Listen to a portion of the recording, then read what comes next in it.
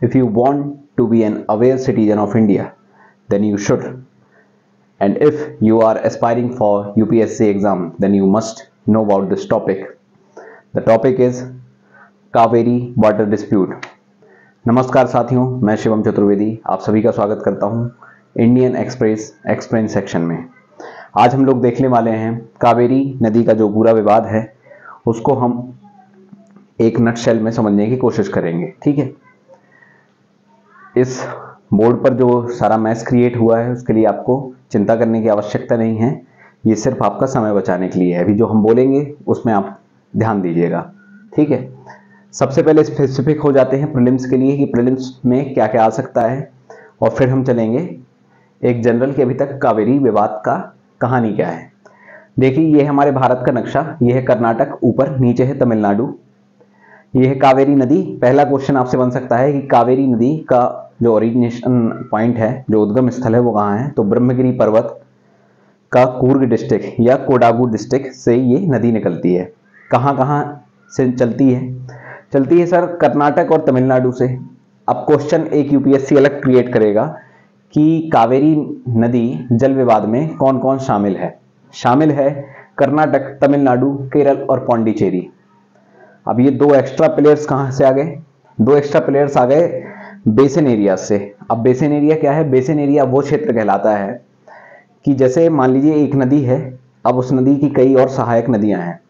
अब वो सहायक नदियां मिलाकर और वो स्वयं नदी मिलाकर, मतलब मेन नदी प्लस ट्रिब्यूटरीज, ये नदियां जितने भी क्षेत्र को, आसपास के क्षेत्र को सींचेंगी, यानी कि जितने भी क्षेत्र को इरिगेशन प्रदान करेंगी, इरिगेट करेंगी, वो क्षेत्र आ जाएगा उस बेसिन के अंतर्गत। यानी कि basin is the area which is irrigated by the main river and it's tributaries. तो उस बेसिन के अंतर्गत आएंगे हमारे केरल और पौंडीचेरी। अब यहां से जा रहा है तो कुछ केरल में भी इसके बेसिन हैं, यहां से कुछ नदियां निकलेंगी, उसकी कावेरी से जाकर मिलेंगी जो, और जो निकलेंगी मान लो तो वो केरल में भी कुछ सिंचाई का हिस्सा प्रदान करेंगी। ठीक, और यहां से कावेरी जा रही है, यहां से भी कुछ आ रही होंगी उसकी ट्रिब्यूटरीज, तो जो ट्रिब्यूटरीज आ रही होंगी वो पौंडीचेरी या पुडुचेरी को भी वो कर रही होंगी, सिंचाई कर रही होंगी, उसका इरिगेशन कर रही होंगी।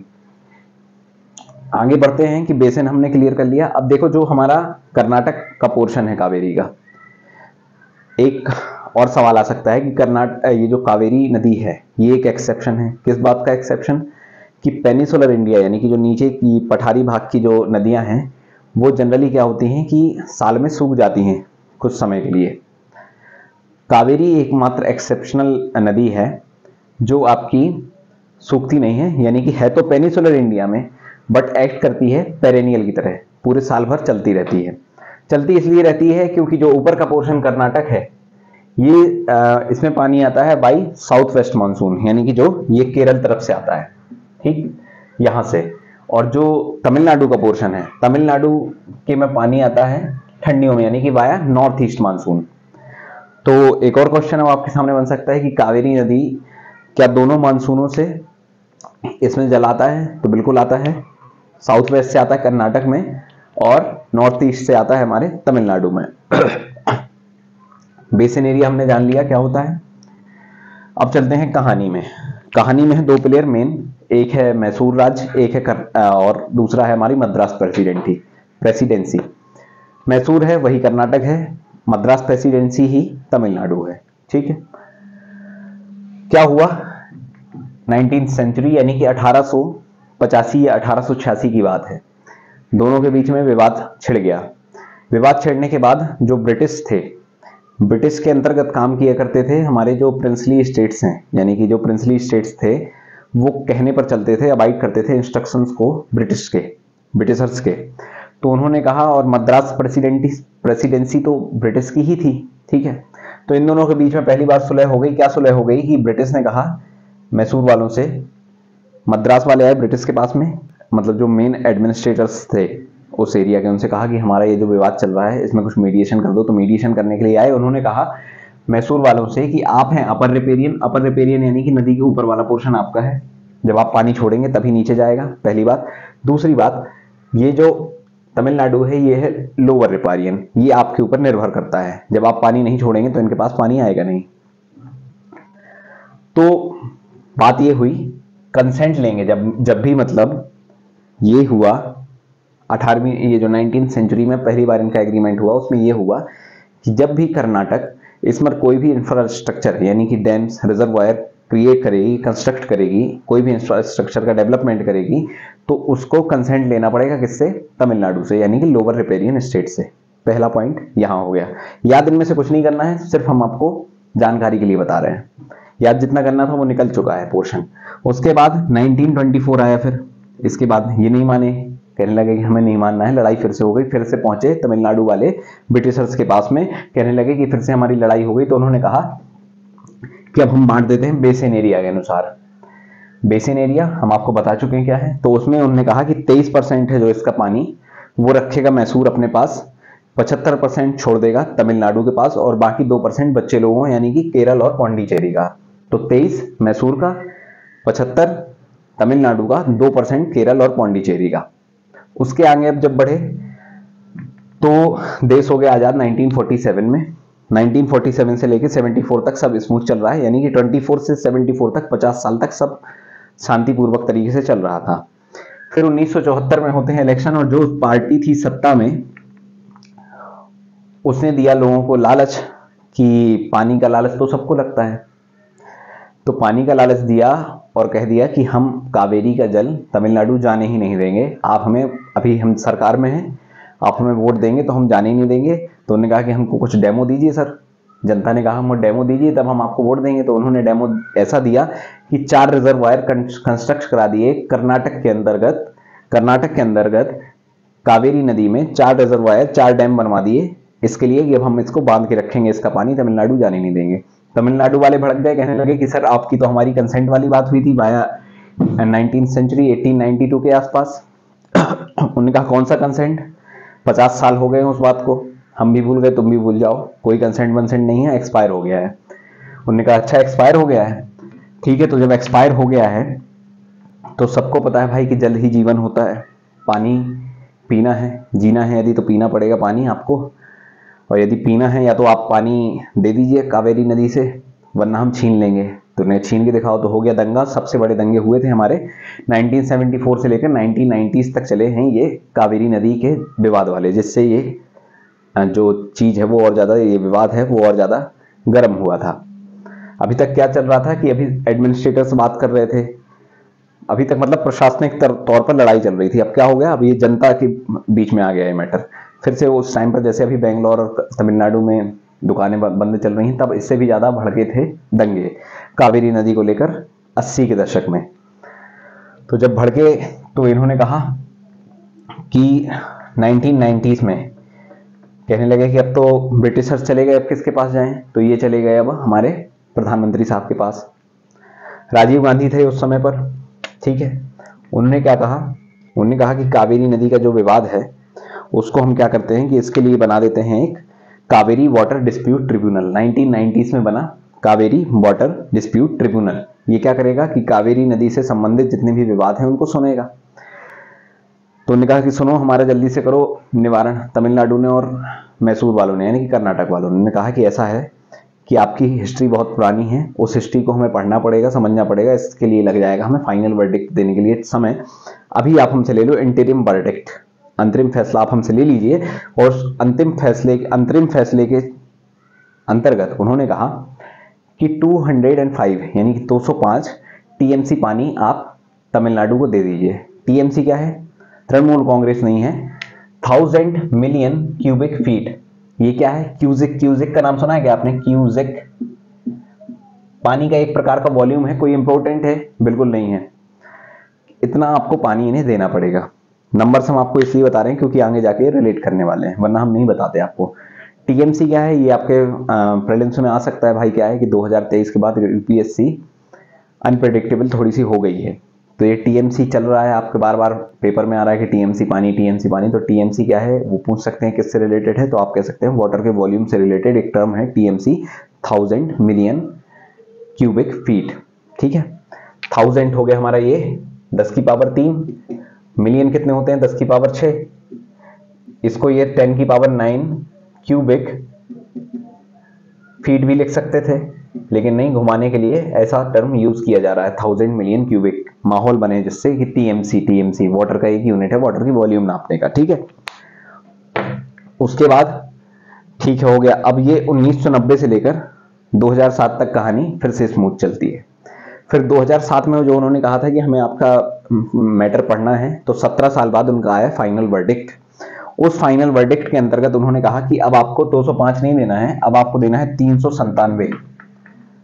उन्होंने कहा कि यार अभी तक तो हमें 205 देना पड़ रहा था, ठीक था, सब स्मूथ से चल रहा था। अब तमिलनाडु वालों को क्या लालच बढ़ गया कि यार अब तो हमारा सुप्रीम कोर्ट का फैसला आ गया है, नहीं सुप्रीम कोर्ट का नहीं, जो ट्रिब्यूनल है उसका फैसला आ गया है, उस हिसाब से हमें तो अभी 192 क्यूसेक पानी और ज्यादा मिलना चाहिए।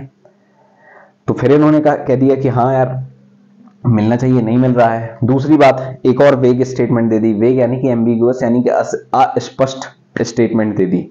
अस्पष्ट क्या है कि मान लो कि वहां पर सूखा पड़ गया, डिस्ट्रेस ईयर हुआ, डिस्ट्रेस ईयर यानी कि वो वर्ष जिसमें पानी कम बरसे, ठीक है, रेनफॉल स्केंटी अमाउंट में हो वहां पर, तो क्या होगा कि इक्वल कट डाउन हो जाएगा प्रोपोर्शन में। For example, equal cut down का मतलब ये है कि जैसे मान लो कि 100 लीटर पानी है उनके पास में कावेरी में, ठीक है, उसमें वो कह रहे हैं 100 लीटर पानी में 60% जा रहा है हमारा तमिलनाडु के पास में, और 40% जा रहा है हमारा केटी के, कर्नाटक के पास में। तो जब ये वाला डिस्ट्रेस ईयर होगा तो इक्वल पोर्शन में कट जाएगा, ठीक है। 60% है तो 60% का मान लो अभी 60 लीटर मिल रहा था, इसका 60% निकालेंगे हम जब, तो कितना होगा 36 लीटर। इसको काटेंगे तो 24 लीटर मिलेगा, 24 लीटर मिलेगा किसको, तमिलनाडु को, और इनका 40 है तो 40 लीटर का 40% निकालेंगे, कितना होगा 16, यानी कि अब इससे 16 कटेगा तो इनको मिलेगा कितना, इनको भी 24% मिल जाएगा, 24 लीटर मिल जाएगा, ठीक है। अब यहां पर ये हो गया काम। इसके बाद एक वेग जो हम वेग कर रहे हैं, स्पष्ट कर रहे हैं, अब ये जो डिस्ट्रेस ईयर वाली बात है ये किसके पक्ष में जा रही है, ये जा रही है कर्नाटक के पक्ष में। क्यों, क्योंकि इसको भी 24 लीटर मिल रहा है और उसका 60 मिलते थे, तो इसको 60 से हम 24 कर देंगे और हमें 40 मिलते थे, 40 से हम 24 में ही आएंगे, यानी कि हमें 16 लीटर का नुकसान हो रहा है और इनको नुकसान होगा कितने का, 36 लीटर का। तो किसके फायदे की बात है, कर्नाटक के फायदे की बात है। और जो ट्रिब्यूनल है उसने ये क्लियर नहीं किया कि डिसाइड कौन करेगा सर कि डिस्ट्रेस ईयर है, तो बस कर्नाटक करने लगा डिसाइड, होने लगे कि हाँ भैया इस बार हम पानी नहीं दे पाएंगे, डिस्ट्रेस ईयर है, इस बार हम पानी नहीं दे पाएंगे, डिस्ट्रेस ईयर। फिर तमिलनाडु बेचारा परेशान, क्योंकि लोअर रिपेरियन स्टेट है, जब तक आप ऊपर से छोड़ेंगे नहीं तब तक नीचे आएगा नहीं, तो परेशानी उसको बार बार हुई। और फिर से 2018 में उसने गेट खटखटाए सुप्रीम कोर्ट के, कहा कि सर आपने ऐसी ऐसी बात करी थी ट्रिब्यूनल के चलते और ये इंप्लीमेंट हो नहीं रहा है, ये बार बार डिस्ट्रेस ईयर कर देते हैं कर्नाटक वाले। तो उन्होंने कहा सुप्रीम कोर्ट ने, तो तमिलनाडु की गुहार थी कि इंप्लीमेंट कराओ। सुप्रीम कोर्ट ने कहा कि क्यों भाई कर्नाटक, क्यों नहीं ये चल रहा है आपका, क्या बात चल रही है, क्यों बार बार डिस्ट्रेस ईयर कर रहे हो। तो उन्होंने कहा कि सर हम 205 तक के लिए तो तैयार थे, ठीक है, लेकिन जब आपका वो जो ट्रिब्यूनल सेट हुआ उसने पता नहीं कहां से क्या पढ़ा है, कौन से फैक्ट लगाए कि जिसने उसने हमको 192 लीटर और ज्यादा यानी कि 397 लीटर का वो कर दिया कि हम लोगों को ऑब्लिगेशन कर दिया हमारे लिए कि 397 अब आपको देना पड़ेगा। हम 205 तक तो बढ़िया आराम से स्मूथ चल रहे थे, 1990 से 2007 के बीच में हम दोनों के बीच में लड़ाई हुई, कहने लगे नहीं हुई। उन्होंने कहा कि हमारी जो राजधानी है बेंगलोर वो प्यासी मर जाएगी यदि हम इन लोगों को पानी देने लगे। तो उसने कहा कि चलो ठीक है, अब इन दोनों के बीच की रास्ता निकाली सुप्रीम कोर्ट ने। उसने कहा कि अब ट्रिब्यूनल इतिहास हो गया, उसको छोड़ो, अब हम एक नया चीज एस्टेब्लिश करेंगे जिसका नाम है कावेरी मैनेजमेंट अथॉरिटी।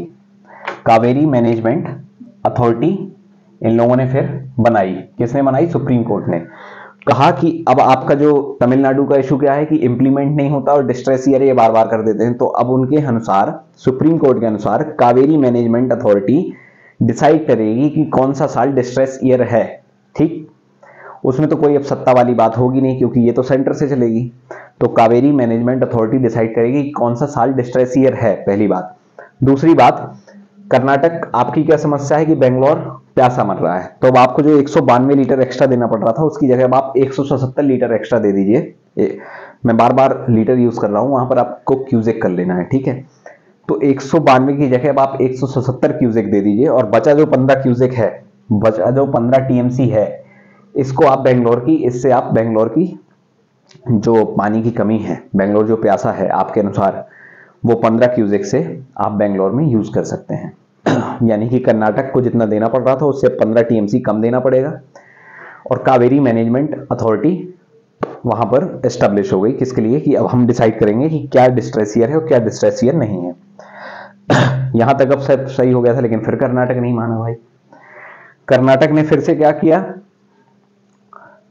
कि फिर से अभी जो 2023 में फिर से विवाद हुआ, मतलब 4 साल फिर से सब सही से चला, लेकिन फिर से अब 2023 में उन्होंने क्या किया कि फिर से पानी देना कम कर दिया।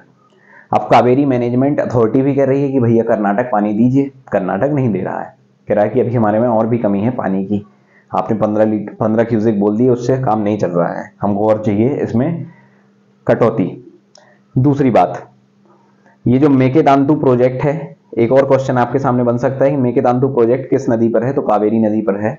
इतनी देर से हम उसके बारे में बात कर रहे हैं, यही क्वेश्चन बनेगा, मेकेदांतु रिवर प्रोजेक्ट कहाँ है। तो तमिलनाडु कह रहा है कि आपने ये जो मेकेदांतु रिवर प्रोजेक्ट बनाया है, यहाँ पर एक तो आप वैसे ही पानी नहीं दे रहे हो, कावेरी मैनेजमेंट की बात भी नहीं मान रहे हो, ठीक, और साथ साथ में आप यहाँ पर मेकेदांतु रिवर प्रोजेक्ट लगा रहे हो, जिसके कारण आप फिर से जो पानी है, जो कह रहे हो आप कि यहाँ से पानी नहीं दे रहे हैं, वो कहीं ना कहीं आप यहाँ इस्तेमाल कर रहे हैं, पानी बांधकर उससे बिजली बना रहे हैं, कुछ हमें नहीं दे रहे हैं।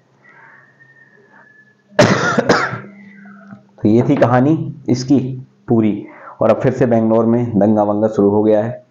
इसके लिए उतना बड़ा लेवल का नहीं हुआ है कि मीडिया कवर करे, लेकिन इंडियन एक्सप्रेस एक्सप्लेन सेक्शन ने इसको कवर किया है। आपके लिए जानना जरूरी था। वे फॉरवर्ड और कंक्लूजन में हम ये कह सकते हैं कि जो पहली बात तो देखो, यहाँ का जो क्रॉपिंग पैटर्न है, इंक्लूडिंग तमिलनाडु एंड कर्नाटक, दोनों लोग क्या करते हैं, शुगर केन और चावल की खेती करते हैं। तो शुगर केन, और एक तो वैसे ही पानी से कमी है, दूसरी बात आप चावल और गन्ना उगाओगे, दोनों में पानी लगता है, तो यहाँ पर आपको क्रॉपिंग पैटर्न में थोड़ा सा चेंज कर सकते हैं, यदि तो करिए, एक अच्छा सॉल्यूशन हो सकता है। दूसरी बात, सुप्रीम कोर्ट ने मना भी कर दिया इस बात के लिए कि हम आपकी प्लीज सुनेंगे नहीं, हमने भाई आपके लिए अलग से मैनेजमेंट अथॉरिटी बना दी है, तब भी आपकी लड़ाई अभी भी थम ही नहीं रही है, लेकिन फिर भी ये तमिलनाडु और कर्नाटक सुप्रीम कोर्ट के दरवाजे खटखटाते रहते हैं अभी भी।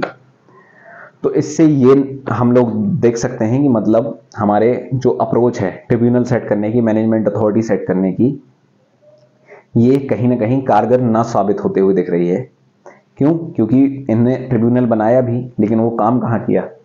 वो ट्रिब्यूनल जो मैनेजमेंट अथॉरिटी बनाई, वो खुद कह रही है कर्नाटक से कि भैया इनको पानी दे दीजिए, तो पानी नहीं दे रहे हैं। यानी कि मतलब कहीं ना कहीं उसकी अवहेलना हो रही है, डिनाई कर रहे हैं उसको। एक बिल था inter state river dispute bill, यानी कि मतलब वो ऐसा था कि जितने भी राज्य हैं उनके बीच में कोई नदी का विवाद चल रहा है, वो देश में एक अथॉरिटी बनाने वाले थे 2017 में बीजेपी गवर्नमेंट, लेकिन कुछ राज्यों के चलते ये पास नहीं हुआ, राज्यसभा से भी पास नहीं हुआ। और ये चूंकि ऐसा बिल है इंटर स्टेट वाला, तो इसको स्टेट्स की भी रेटिफिकेशन की जरूरत पड़ती है 50%, तो वो भी नहीं हुआ था इसके साथ में, मतलब 50% स्टेट्स का रेटिफिकेशन नहीं मिला था, जिस कारण से ये बिल तब से लेकर अब तक पेंडिंग में है। पता नहीं कब सुलझता है। यदि ये सुलझेगा तो पूरे भारत में एक कोई ऐसी बॉडी बन जाएगी जिसका आपको मानना पड़ेगा डिसीजन। तो ये था हमारा कावेरी जल विवाद से लेकर एक छोटा सा वीडियो। आशा करते हैं कि आपको समझ में आया होगा। तब तक के लिए हमें आज्ञा दीजिए। Thank you so much. जय सिया राम।